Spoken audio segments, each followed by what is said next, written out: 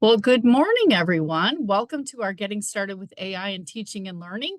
Today is our session 3, and it is all about images and presentations. And I have to tell you that when our team started planning this back in November, December, a lot of stuff has changed and updated. So, wow, wow, wow. So, what we decided to do today is as we're rolling through, as you might have remembered from last time, if you joined us for our previous session, we use a note-taking document. This note capturer is going to give you some links after today. It's also going to give the attendance link. It'll give you kind of a guided tour of where we're going to go on our journey. And when Mike or I or the teammates, when we give you a prompt, we'll try to give you the prompt right there in the guided notes so you can just copy and paste it. So hopefully, if after today, when you decide to come back and review the learning, you'll have kind of a guided notes document and some of the hot links and some more information to dig into. So hopefully that is helpful for you. And I know my team has thrown that in the chat box. So I am Jennifer Parker. I am joined today by our team. I've got Mike Barber is my wingman today. We've also got Kimberly Heel and John Jordy in the house. And I know Leota has a different commitment today, but our team is the CTEAI group, and we have been doing, this is the third in this series about getting started with AI in teaching and learning. And we're pretty excited today because we're going to dig into presentations. We're going to look at imaging and visual imagery and ways to make your presentations and images a little more visually appealing. Or if you just don't have an artistic bone in your body and you need a little help and support, this is a great session for you to use those AI tools to dig in. We are going to be together today for about 90 minutes. We're going to get started by talking about where you can go to locate AI tools. There's a lot of resources out there. There's so much stuff on the web and everybody's talking AI. But what we want to do is, hey, we want to have a search engine, kind of like a Google or a place to go and find AI tools. So that'll be one of the first things we do. The second thing we're going to do is we're going to dig into some images.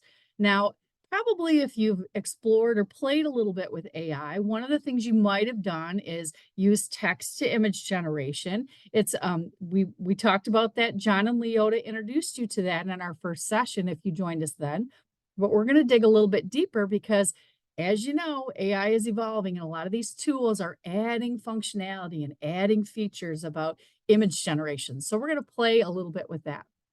And then we're going to round it out today with getting into presentations because all of us on campus are using PowerPoint or Google Slides to create slideshows for our stakeholders. But there are some AI tools out there that can make it way easier. So we're going to dig into those. So with that said, that is our journey. Just want to remind you that you've got your own private copy of this notes document, and that's for you to take notes. You can feel free because you made your own personal copy to add your ideas, to add your thinking, to screen capture, or do whatever makes sense to you in your own copy of those guided notes. All right. So let's get started talking about where in the world can I access AI tools? I mean, everybody's talking about it. How do I know, what AI tools I could use for images or I could use for presentations or research or assessments or whatever? Well, we've got some suggestions for you. If you go out on the web and there are two of my favorite websites out there now, and I've been throwing it out there on social media since I learned about these. There are two of my favorites. There's one called There's an AI for That, and there's another one called Top AI Tools. These are just simply websites. If I come to There's an AI for That and I type in presentations, it's going to load all kinds of apps or AI tools that I can use for presentations. There's another tool, similar kind of look and feel, Top AI Tools, presentations.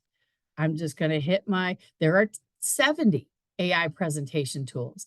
And what I like about the Top AI is a little bit different than There's an AI for That, is There's an AI for That just kind of shows the app itself. whereas top AI tools will give you a little more of a rating system. It'll tell you if there's free trials or freemiums. It'll give you a star rating. And also they're always going to try and sell you something with feature with their advertisements. But those are two of my favorite out on the web to kind of go out and find AI tools. So I'm going to challenge you guys, if you know of a website that will tell you about AI tools, would you please throw it in the chat box now?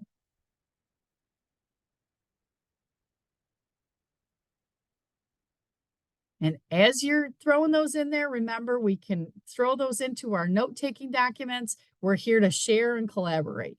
Mike, Kim, John, anybody seeing anything in the chat box? Anybody got anything to share besides ours?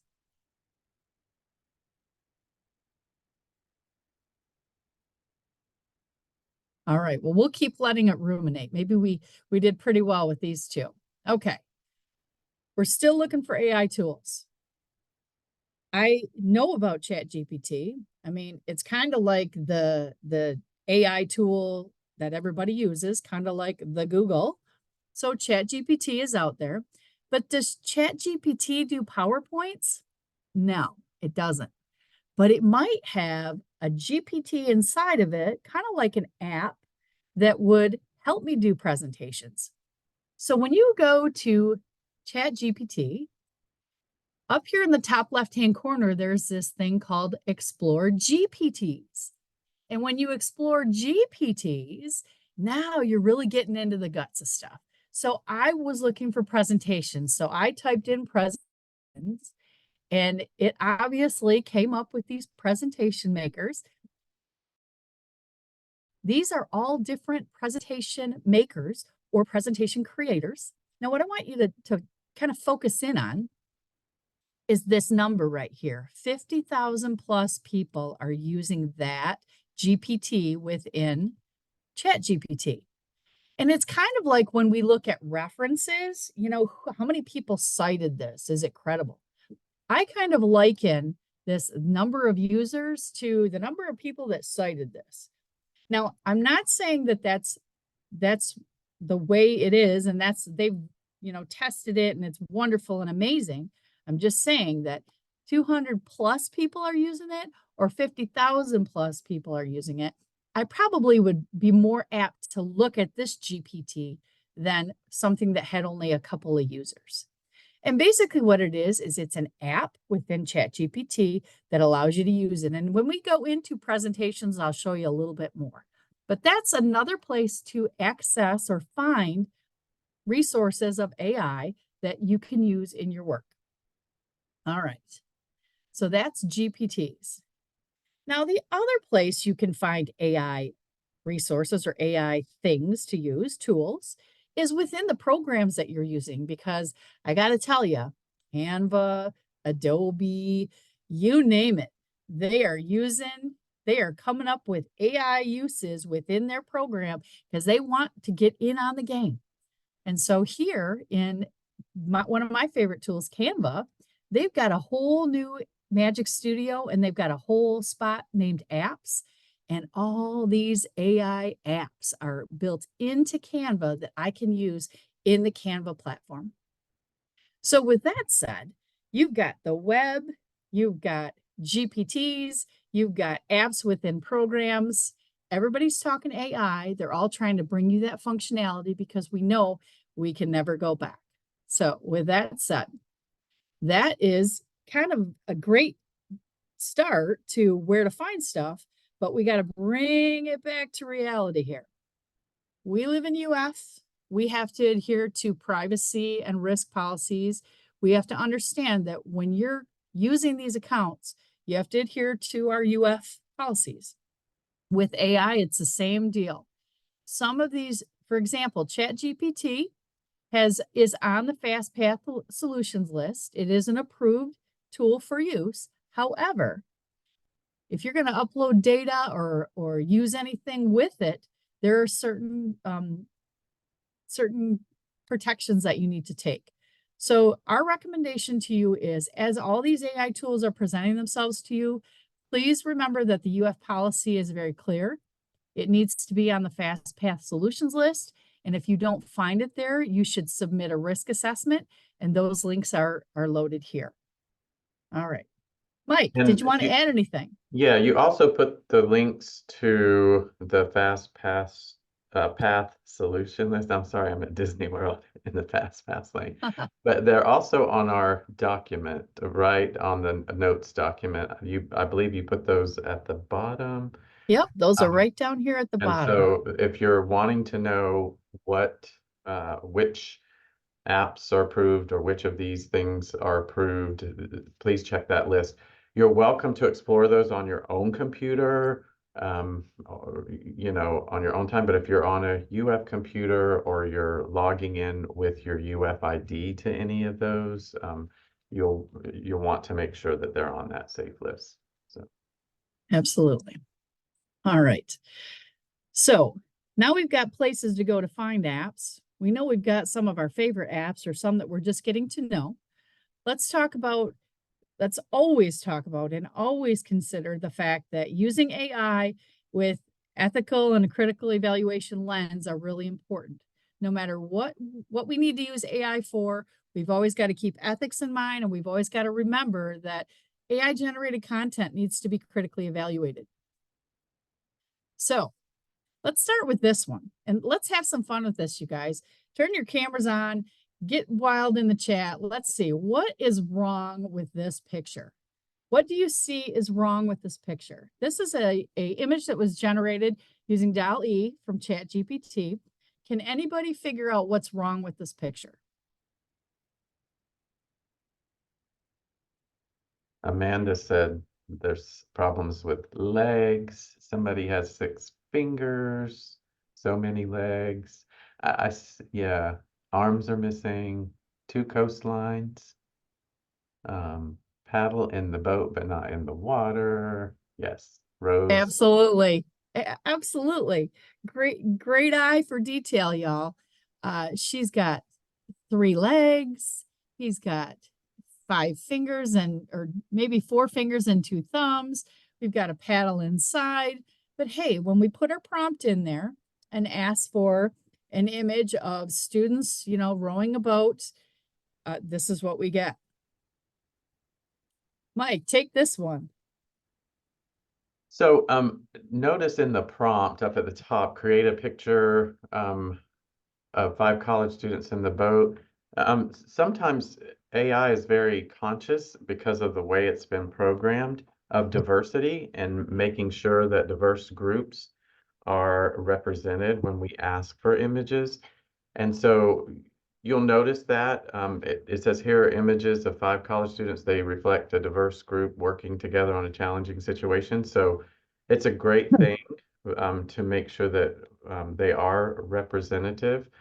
But then sometimes you might run into trouble if you're asking it to, with some programs, if you're asking it to create an image of a historical figure, sometimes the image generators will value diversity over, historical accuracy. And so you may get images that aren't really of Abraham Lincoln or whoever you asked for. So some of them are really sensitive to diversity and will value diversity over accuracy when you're trying to represent specific people that you may be looking for. So just be aware of that.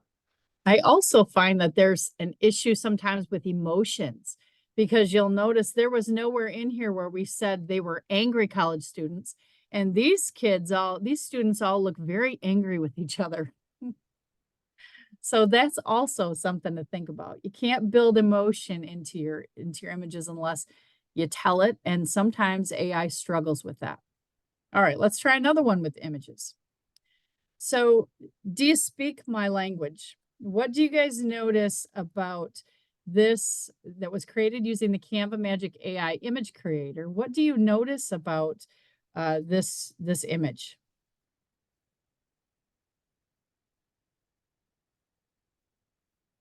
Anybody seeing that it's not written in English? And this was using, I'm logged into my Canvas system. I speak English and it's been in English, and every generated result and the platform is using the English language. However, when I generated this model of the visual model of the eye, it gave me a different, spin here. I'm not exactly sure. And maybe if you're one of our ophthalmologists or optometrists or etc., maybe these are words that I just am not familiar with, but I don't think so. All right, your turn, Mike. This is another one. Was this, Jen, remind me where this one was generated? This I one see it is got prompted. DALL-E. We Oh, ask it. DALL-E, right up at Yep, the we used top. it to And use DALL-E. someone was asking us in the chat when we do use images, we should include a citation and say where we did generate these. And so up at the top there, we're saying where this image was generated. So this was DALL-E, and so we ask it to, here's the prompt, create a visual model of computational thinking process, which includes these specific aspects.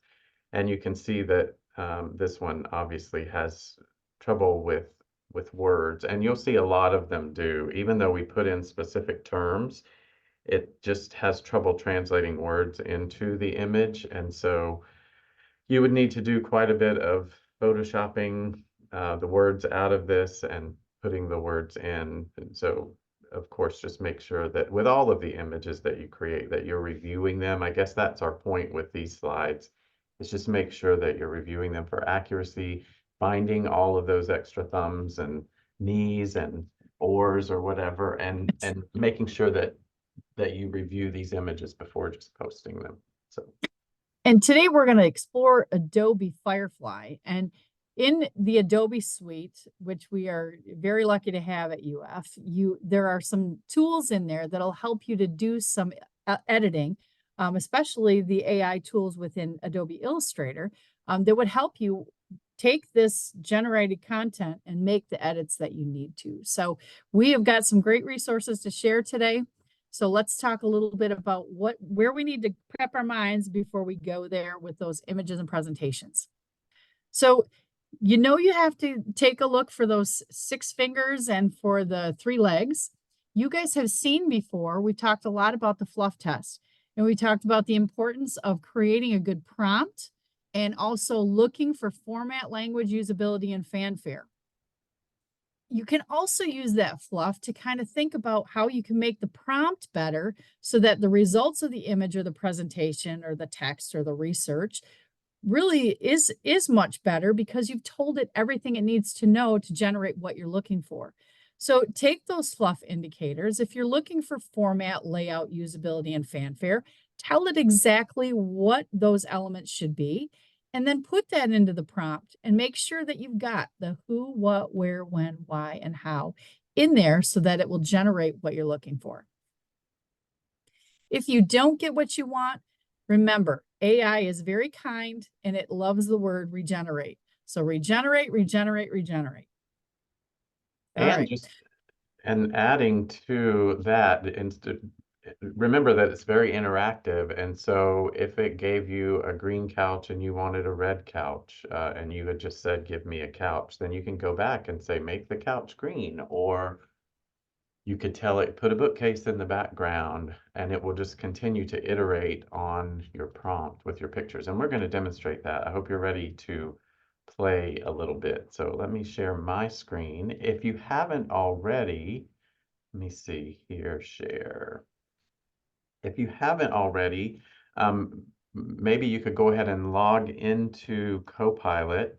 So go to copilot.microsoft.com. You could click the link at the top here to take you to Copilot. But if you want to go ahead and log in using your UFID, we're going to be playing in that in a few minutes and giving you an opportunity to kind of take a minute and put in some prompts. But let's get into AI image creation, generation, and let's look at some things that you need to think about and do. So here's a question that comes up oftentimes. If AI generates the image, who's the author or who's credited for the work? So that's something to keep in mind. If I generate an image on AI, can I copyright it, or can I go ahead and use it without any kind of worry about whether or not I have the rights to use it. And so just a couple of things to keep in mind. This is from our librarians here at UF. They came and did a presentation in one of our faculty learning communities this week. It says they want us to remember that to qualify as a work of authorship, a work must be created by a human being. So they will not register works produced by a machine or mechanical process, and so you need to be aware of that. And here were two interesting cases of where a human authored the text of a book, but then used AI to generate images. It's sort of like a comic strip book. And the images cannot be copyrighted because they were generated using AI. And then this other book was entirely text and images created with AI, and it couldn't be copyrighted. So just make sure, it does say in some cases, if you provide the prompt and you created a prompt that couldn't pull an artist's work and pull something that was copyrighted to create the image, that in some cases those can be copyrighted, but you want to be aware. There are a lot of artists who rightly so are concerned that when they've posted something on the web, that somehow these generators are going to be pulling from their content to create additional images. And so here are some resources if you are an artist or you do have works out there on how to make sure that you can protect your work from. A lot of people are saying, hey, that image looks a lot like my artwork. And yes, these generators are going out and pulling things from the web, and it very well could look like your style or your art. And so if you're an artist, here are some resources on this page that can help you protect your work from being copied. All right, let's play a little bit. We're going to be using these tools, Copilot, Adobe Firefly, which is part of the Adobe Suite, and you have access to that here at UF. Padlet we're going to be using first, and then Canva. So I'm going to show you a little bit about each one of these. So I'm going to drop a link to the Padlet in the chat, and it's going to take you to our Padlet where we're going to take a moment and use it to generate an image. And this could be a great opportunity to, let me see where my chat is here. It is in your notes too. Your Padlet link is in your notes. Yeah, the Padlet link's there, and then I just dropped it in the chat as well. So we're going to be going to this Padlet. And Padlet has an AI generator that you can use to create an image. And I thought this might be a fun way if you're teaching a class for students to be able to introduce themselves to one another by creating an image based on some of their favorite things. And so there's already some here for you that are on, but this is how it works if you're on the Padlet. So the directions are here. And here's a sample prompt if and that prompt is on your notes page as well. But I'm going to come over here to this little plus and I'm going to open it up. And then I'm going to click on this little pink 3-dot image here, which opens up a screen. And I want to go to I Can't Draw. This is the AI image generator for Padlet. And here's where I'm going to type my prompt. So draw a combination of a cat eating pound cake while painting, and I'm putting things that I like to do in here at the University of Florida with an orange sky. So orange is my favorite color. I used to feel bad for it because no one said it was their favorite color. So then I'm going to hit enter on that, and it's going to generate an image. And we want all of you to try this. So you can use our prompt and cut and paste it in there, but it's going to give me several options to choose from. I don't know which one of those looks like UF the most, but maybe I'll say this is Lake Alice, and I'll go with that one. And then you'll see it'll come up over here, and I click publish. And if you want to, you can, post